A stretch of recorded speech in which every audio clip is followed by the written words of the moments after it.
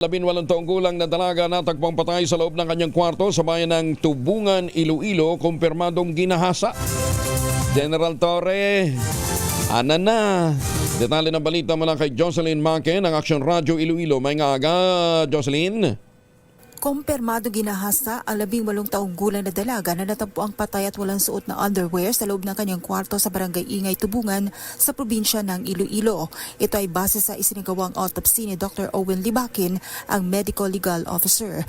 Ayon sa kanya, may mahabang sugat sa kanang mata ang biktima na posibleng natamaan ng pintuan nang binuksan niya ang kanyang kwarto. May nakita ring gasgas sa tuhod ang biktima at 4 na pasa sa kanyang batok na pinaniniwala ang sinuntok habang nakatalikod siya. May gasgas din siya sa kanyang hita at baselang parte ng katawan.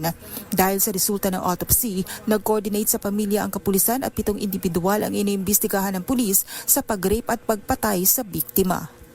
Mula sa Action Radio Iloilo, ito si Jocelyn Make para sa DZRH, una sa Pilipinas, una sa Pilipino. Damong salamat, Jocelyn.